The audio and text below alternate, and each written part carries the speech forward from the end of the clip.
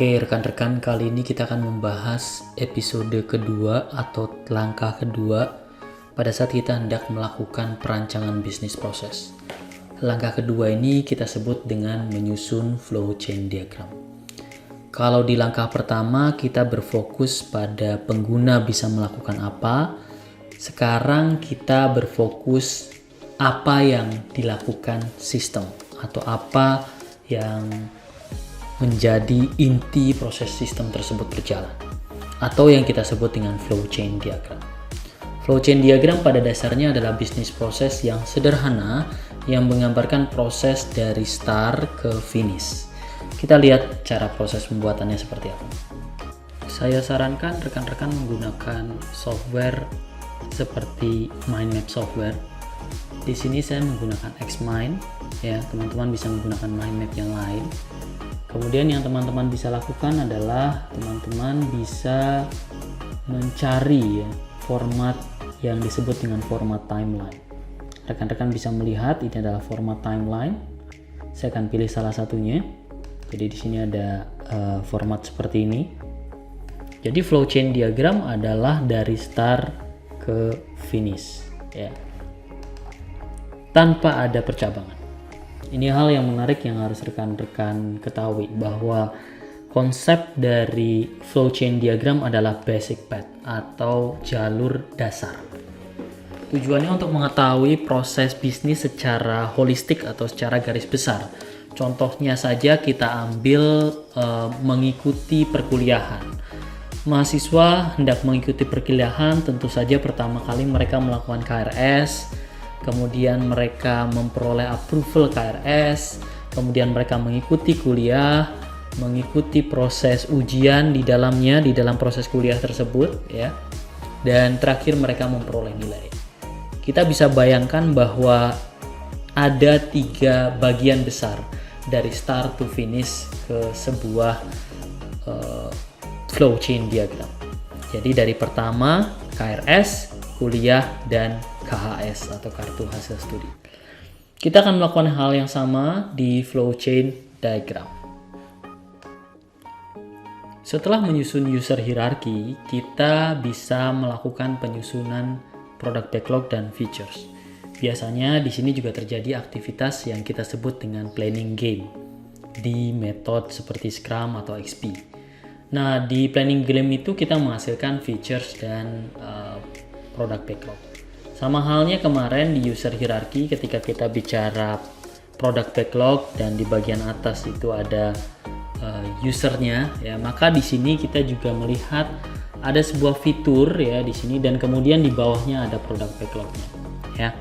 Jadi proses menyusun flow diagram itu pada dasarnya adalah memetakan features, mengurutkannya, kemudian mengurutkan product backlognya. Jadi kalau di sini ada 3 fitur, artinya akan ada 3 tahap utama. Ya, ada 3 tahap utama. Tinggal teman-teman mengurutkan mana yang lebih dulu dilakukan. Contohnya di sini kita membuat Excel dulu, kemudian kita menyusun pivot list, dan kemudian kita menyusun Power BI. Tampilannya seperti apa kira-kira? Teman-teman bisa melihat ilustrasinya ketika kita mengkonversi dari product backlog ke flow diagram. Jadi secara sederhana yang kita lakukan adalah mendetailkan. Saya ingin katakan dulu bahwa entah itu user hierarchy, flow diagram, ataupun business process, itu bisa rekan-rekan skip kalau rekan-rekan sudah merasa cukup dengan product backlog dan features. Tapi kalau merasa tidak cukup, merasa bingung prosesnya seperti apa, mudah terlupa dengan berbagai macam aturan bisnisnya, ya buatlah ketiga diagram itu. Dan di diagram kedua ini kita menyusun Excel generation, pivot operation, dan Power BI dashboard ini sebagai langkah-langkah atau tahap-tahapan dalam sebuah flow. Kemudian setelah itu, ya, setelah kita mengurutkan featuresnya, langkah terakhir adalah mengurutkan product backlognya. Teman-teman bisa melihat, ya, bisa melihat showing pivot list ini menjadi pivot operation. Sebenarnya idealnya adalah kita menyamakan antara features dengan yang ada di diagram flow control ini. Idealnya sama, ya. Nah, di kemudian yang kita lakukan di sini kita melihat bahwa sebuah fitur pivot list itu punya sekumpulan produk backlog. Maka kita bisa tambahkan beberapa produk backlog. Dan di sini kita bisa sebenarnya melakukan agregasi produk backlog yang mirip. Contohnya kita akan bicara tentang checking e-pod ya, atau delivery ya. Oke. Di sini teman-teman bisa melihat ada beberapa yang sama ya. Maka kita bisa memindahkannya gitu ya. Kita bisa memindahkannya dari tiga produk backlog ini ke sini. Jadi misalnya saya akan mengecek checking e-pod terbagi menjadi percentage ya, for e-pod count type ya, seperti itu. Oke, teman-teman bisa melakukan seperti ini ya.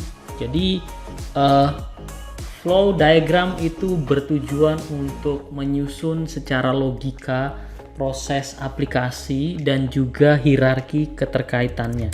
Ya, kemudian saya percentage status ya. For e-pod from last fall. Misalnya seperti itu. Ya. Oke, dan teman-teman bisa melakukan itu, kemudian jangan lupa memberikan urutan.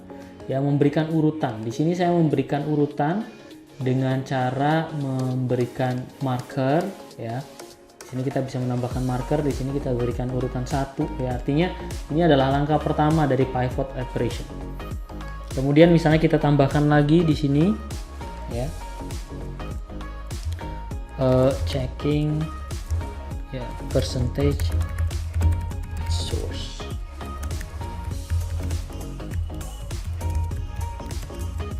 Oke, mungkin teman-teman kurang paham dengan proses bisnis ini, tetapi yang paling penting yang hendak saya katakan adalah kamu bisa mengagregasi produk backlog yang sejenis supaya lebih mudah dipahami. Kemudian setelah ada produk backlog yang nggak sejenis ya, teman-teman bisa memisahkannya. Nah, seperti ini ya. Nah, ya, teman-teman bisa melakukan seperti ini. Jangan lupa diberi marker. Ya. Beri marker sebenarnya opsional. Kita asumsikan saja dari atas ke bawah adalah dari pertama sampai terakhir. Ya. Kemudian rekan-rekan melakukannya terus sampai ke bawah, dan demikianlah itulah flow diagram teman-teman. Ya. Demikian sesi kali ini, semoga teman-teman terbayang bagaimana menyusun flow diagram yang benar. Sampai jumpa di video selanjutnya. Terima kasih.